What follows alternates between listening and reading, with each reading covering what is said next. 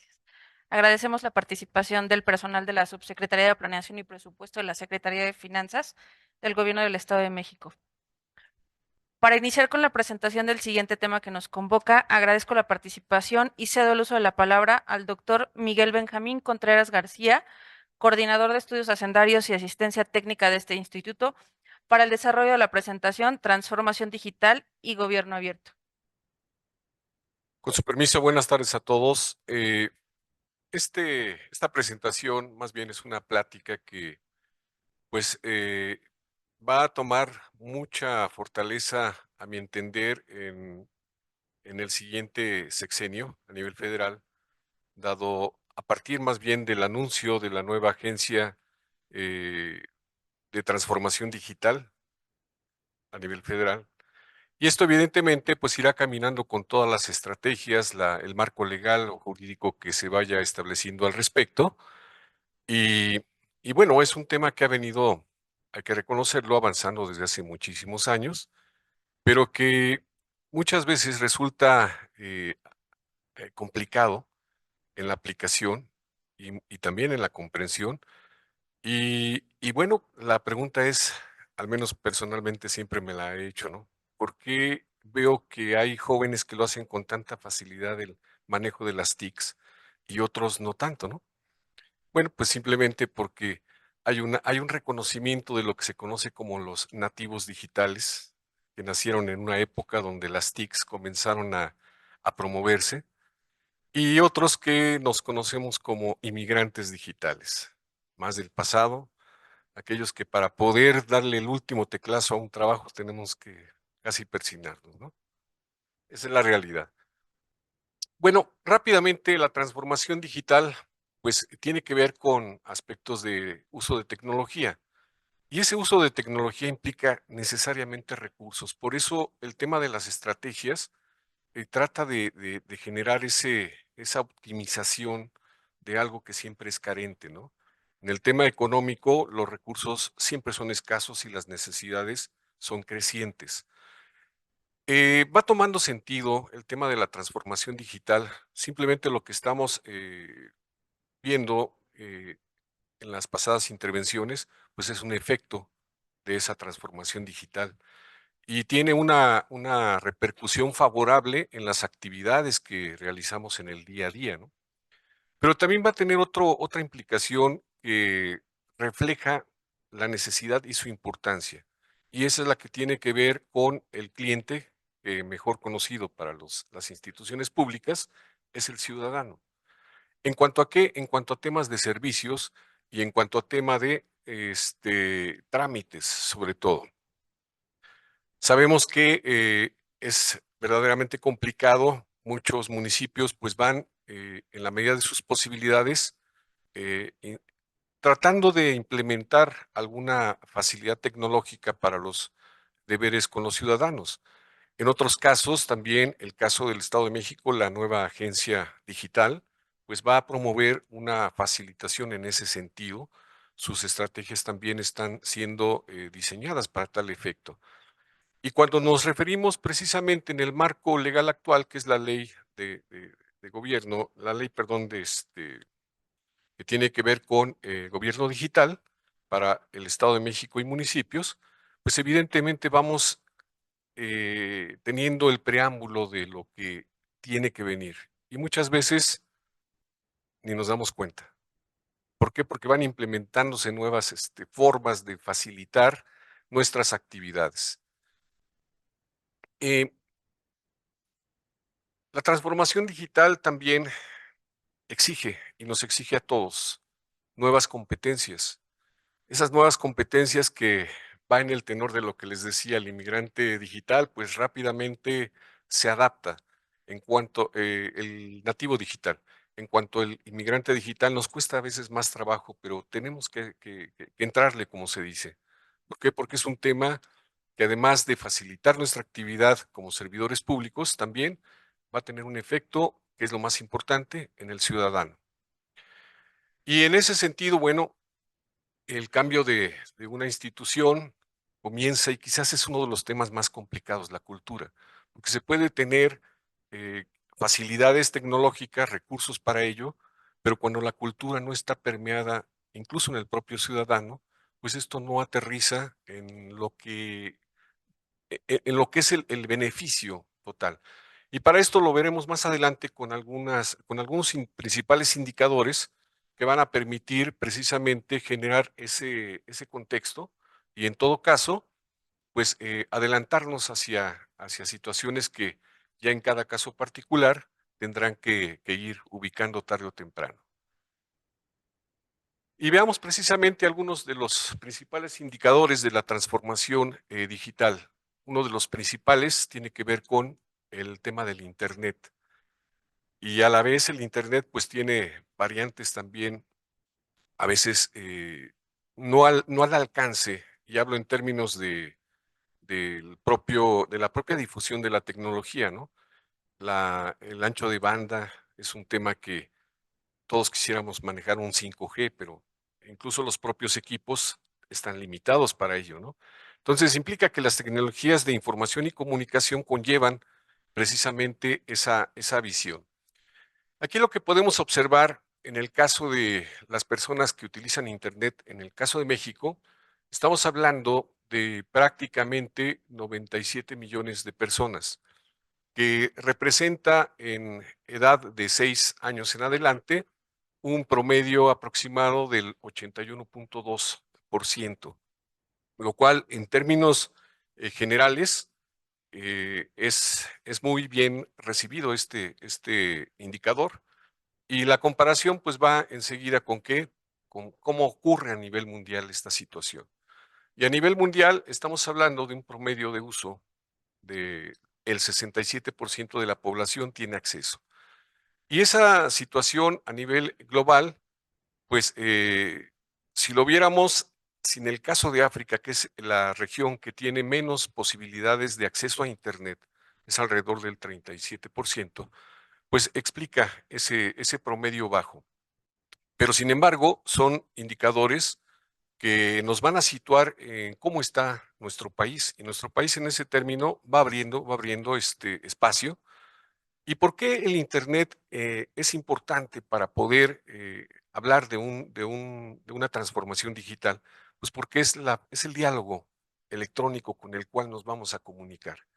Efectivamente, el equipo, los aparatos son también un instrumento, una infraestructura indispensable, pero el Internet quizás es uno de los aspectos que incluso todavía tenemos retos enormes para poder llegar a cabo con la meta de este sexenio que fue del 100%. Sin embargo, pues no estamos tan alejados de ello. Y en ese sentido, bueno, el siguiente indicador tiene que ver con el uso de celulares y uno pensaría, ¿y qué tiene que ver la transformación digital con los celulares? Pues es precisamente un equipo tan amigable, tan atractivo, que nos permite generar incluso cuando tenemos alguna situación de comunicación y hablo de trámites con el gobierno, el propio teléfono ya me da ese acceso, esa posibilidad, y ya no tengo que estar o asistiendo de modo personal a una oficina o teniendo que utilizar una computadora, ¿no? Y sobre todo una computadora fija. Entonces, indica que el teléfono es uno de los aparatos que entonan muy bien con ese proceso de transformación digital. Y obviamente también el pensar que a nivel estatal estamos hablando, a nivel México, estamos hablando discúlpenme, no alcanzo a ver, es parte de los inmigrantes digitales, hablo de edad, ya no alcanzamos a ver igual. Estamos hablando de un 42, creo que sí es un 42.8, no alcanzo a ver. Gracias, qué amable. 43.8. Y eso implica, bueno, que en todo caso, estamos hablando aquí en este caso de hogares, porque eh, no se puede hablar por persona, una computadora la puede utilizar toda la familia, si es así requerido. Entonces, por eso la medición que se realiza a través de la encuesta específica que realiza el INEGI, y este dato es del 2023, habla concretamente de hogares. En tanto que cuando ya lo vemos a nivel mundial, bueno, la situación también es mucho menor a lo que se presenta en el caso de México. Y, y bueno, la gestión pública definitivamente, en términos del propio desarrollo de las funciones que tenemos encomendadas, pero también en lo más importante, que son los servicios y los trámites a los ciudadanos, es claro comprender que el Internet va a ser actualmente y en los próximos años venideros, va a ser un instrumento, un medio que nos va a permitir precisamente dotar de ese beneficio hacia los propios ciudadanos, que es a los que nos debemos. Y bueno, esto no es una casualidad. De hecho, desde eh, el año 2015 se perfiló lo que ahora se conoce como la Agenda 2030, donde en términos globales estamos hablando de 17 objetivos de desarrollo sostenible que tienen que ver con las distintas formas que rodean el quehacer humano. Diríamos que en síntesis lo que pretenden estos 17 objetivos de desarrollo sostenible es que logremos lo que requerimos sin afectar a las generaciones futuras. Y eso se dice fácil, pero simplemente si pensamos en términos hídricos, ustedes saben perfectamente a lo que nos estamos enfrentando. Y eso es el resultado precisamente de una labor que ha perdido de vista esta situación. Entonces, la Organización de las Naciones Unidas, concretamente en esa convocatoria en el año 2015, dio por asumido los 197 países miembros en ese entonces, aprobaron la aplicación de estos objetivos de desarrollo sostenibles y de ello es parte precisamente la transformación digital y el gobierno abierto. Es difícil hablar en términos de un marco legal lo que implica la transformación digital, porque la transformación digital es un tema que es relativamente novedoso. Pero el caso de México es de llamar la atención porque recientemente, en el año 2023, el año pasado, se aprobó una reforma, una adición al artículo cuarto de la Ley del Desarrollo Social del Estado de México. Y concretamente lo importante es que considera como derechos sociales el acceso a las tecnologías de la información y comunicación, lo cual abre otro panorama totalmente distinto. No es lo mismo las buenas intenciones que las obligaciones, sobre todo en el marco jurídico. Y esto es reciente, estamos hablando de septiembre, noviembre del año anterior. Entonces, quiere decir que esto va a seguir culminando en situaciones más consolidadas en términos de desarrollo digital. No puedo tampoco dejar en el contexto de hablar de que la tecnología, los gastos de tecnología a nivel mundial, pues son un tema que abarca una consistencia incluso en el fortalecimiento de los productos internos brutos de cada país. Los gastos en tecnología, por ejemplo, en España el año anterior le llevaron a un crecimiento, un fortalecimiento de su Producto Interno Bruto de más del 20%. En el caso de México andamos por debajo del 7%. Es decir, tenemos mucha brecha por caminar. Ahora, hablar de los derechos en el caso de tecnología o de lo que implica la transformación digital, genera inmediatamente un tema, un concepto que eh, tiene que ser abordado y se aborda de hecho por varios componentes, las brechas digitales. Y no es otra cosa las brechas digitales que el hecho de de una distancia en cuanto a la inclusión que podemos o no tener en temas de tecnologías de la información y comunicación. Y aquí, bueno, hay muchos aspectos que se pueden entender o explicar desde una perspectiva geográfica, desde una perspectiva cultural, desde una perspectiva de la educación también. ¿Por qué? Porque Imaginemos que en la educación no se tome en cuenta el reto de la tecnología o de las nuevas tecnologías, pues evidentemente estaremos creando aprendedores con una limitación en comparación de quienes sí lo tienen presente. Y eso genera en sí mismo ya una brecha digital. Es lo que se conoce como la alfabetización digital. Y bueno, esto no tiene que ver necesariamente con el acceso a los equipos y a la maquinaria que deriva precisamente de la tecnología, pero sí importante eh, ese tipo de inversiones. ¿Por qué? Porque va a contribuir. Y en ese tenor, la obligación de los gobiernos en los tres órdenes, pues es la generación de políticas públicas. Y la generación de políticas públicas, pues es un conjunto de acciones que enfrenta precisamente un gobierno o el propio Estado en su conjunto para poder resolver un problema en materia pública. En este sentido, la transformación digital se entiende como una enorme ventaja, pero también en sí mismo es un problema. ¿Por qué? Porque puede generar esas distancias y esas brechas digitales. En este tenor, el caso de las políticas públicas, pues se enfocan principalmente a lo que ya comentaba, la alfabetización, y los temas de competencia digital, que eso lo vamos sufriendo y padeciendo cada uno de nosotros cuando se emite un nuevo sistema, requerimos capacitación. Primero sale lo que tenemos que manejar y después nos capacitamos, evidentemente. Este tema habría que empatar si puede ser a la par, ¿no? Porque creamos o no ese tipo de situaciones que favorecen el quehacer público, puede también retraer los efectos positivos. Todo esto, la transformación digital naturalmente lleva a algo que en el caso de México también es un tema favorable a lo que es el gobierno abierto. Y el gobierno abierto precisamente se facilita de ese uso de las capacidades tecnológicas.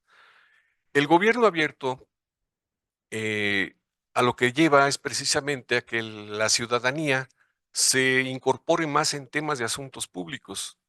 Yo sé que a lo mejor muchos deseáramos mantenernos con el estatus de trabajo que ya es infinito, sobre todo en el caso de los municipios, pero finalmente cuando la intervención del ciudadano se da por medios tecnológicos, pues entonces llegan los requerimientos y las necesidades ciudadanas a incluso modificar lo que son nuestros planes, ¿no? De modo adecuado, evidentemente.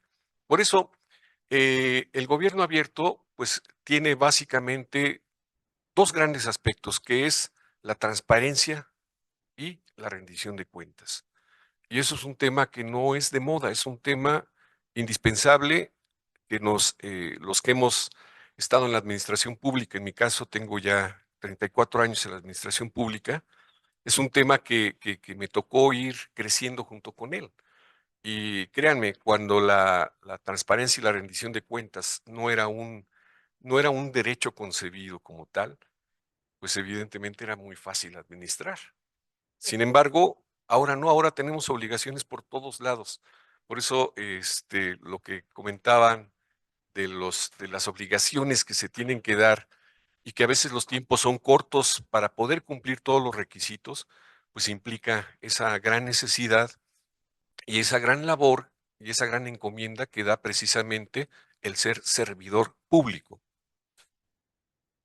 Rápidamente, ya para casi concluir, el gobierno abierto está dentro del marco de los Objetivos de Desarrollo Sostenible, concretamente el de justicia, instituciones sólidas, y constituye precisamente una movilidad para los 16 Objetivos de Desarrollo Sostenible restantes. Vamos a ver el caso México de gobierno abierto. Y fundamentalmente aquí hay un solo índice o un solo indicador que me va a señalar cómo estamos en cuanto a calificación. Ese indicador, a su vez, se integra por dos subíndices, y esos subíndices son precisamente lo que comentaba anticipadamente, que tiene que ver con la transparencia y con la rendición de cuentas. Entonces, fundamentalmente, eh, la participación ciudadana es un hecho que contribuye de una manera efectiva a dar este índice, esta calificación. Y aquí cuando vemos, en el caso de 2023, hablamos que se evaluaron 2043 instituciones a nivel nacional en los 3 órdenes de gobierno. También se llevaron a cabo el análisis de 567,428 solicitudes de información, evidentemente con sus respectivos resultados. Y por último, se verificaron 65,000 obligaciones de transparencia, es decir, todos sabemos que hay transparencia proactiva, también transparencia activa, y todo lo que subimos a Ipomex ya para que lo recordamos, ¿no? Mejor lo hacemos después. El caso es que toda esta información en su conjunto lleva a algo que suena muy sencillo, ¿no? Y el resultado en el caso de transparencia fue un puntaje de 0.6, cuando la unidad es el máximo. En el caso de la participación ciudadana, el puntaje es 0.32. Esto que implica que todavía los ciudadanos tienen que hacer por delante para poder presionarnos más. Esa es la realidad. Este promedio es lo que se conoce como el índice de gobierno abierto. Se habla mucho. En este caso, el índice de gobierno abierto para 2023, caso México, fue de 0.46, menos de la mitad de lo que es el reto, que es la unidad. Y esto principalmente deriva de aspectos, sobre todo en el tema de la información, de la transparencia proactiva, que esto definitivamente es algo que adicionalmente a lo que subimos en Ipomex de modo tradicional, lo tenemos que estar subiendo a nuestras páginas oficiales, como son los estados financieros, la información presupuestal y otra información que nos caracteriza en nuestros quehaceres cotidianos. Eso es donde está presente la falla. Hasta allí, bueno, hay retos, efectivamente. Esta es la integración, punto 46 como índice, transparencia, punto 6 y participación, punto 32. Hasta ahí todo pareciera muy bien. Pero ¿qué ocurre cuando lo vemos por entidad federativa? Y ese es un enorme, enorme reto que tenemos como gobierno, porque estamos, el Estado de México, en el último lugar. Estamos por debajo de la media nacional y eso implica que tenemos que trabajar muchas cosas. Si está claramente focalizado donde tenemos la problemática, que de hecho es un estudio que vamos a proponer ya de modo muy específico en la Coordinación de Estudios Hacendarios para poderlo publicar ya de manera específica y que sea precisamente un instrumento para la toma de decisiones. Pero sí requiere mucha explicación este tema de que estemos en el último lugar. Pero cuando lo vemos por municipio, uno que pensaría, también tenemos problemas. A nivel promedio municipal, estamos por debajo de la media también. Eso indica que ante los ciudadanos, principalmente, y ante las obligaciones de transparencia y rendición de cuentas, todavía tenemos mucho camino que recorrer. No implica que no hayamos hecho nuestra tarea. Yo creo que esto es una labor titánica porque es adicional al deber de dar respuesta al ciudadano. Y bueno, en este sentido, pues la evolución del índice se observa que tiene prácticamente una caída, ha sido decreciente, ha sido negativo. Aunque no es significativamente alta esa caída, finalmente es una caída con respecto a los recientes ejercicios fiscales. Por lo tanto, bueno, entonces quiero llegar a la conclusión siguiente. La transformación digital, con todos los componentes del proceso tecnológico, competencias, educación, etcétera, es un paso más para poder llegar a esa comunicación con el ciudadano. Y por lo tanto, bueno, requiere mayor estudio. Y si bien es cierto, esto aparentemente no tiene una implicación directa con las haciendas públicas, temo decir que sí, porque esto tiene, cuando ya se le da el enfoque del impacto financiero, tiene un impacto financiero que hemos estado quizás no notando o incluso no teniendo en el contexto debido. Eso sería de mi parte y bueno, pues si tienen algún comentario, alguna duda, con todo gusto, estamos a sus órdenes. Muchísimas gracias.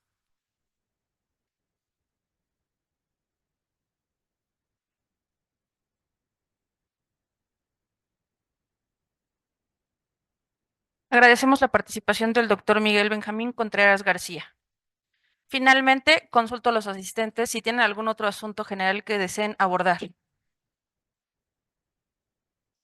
De no ser así, damos las gracias a los presidentes, tesoreros y servidores públicos municipales, así como los expositores de esta reunión. Agradecemos la participación de las dependencias gubernamentales, expositoras de los temas hacendarios desahogados el día de hoy en la tercera reunión hacendaria regional en su modalidad de plenaria para el ejercicio fiscal 2024. Temas que han sido de suma importancia para las administraciones públicas municipales.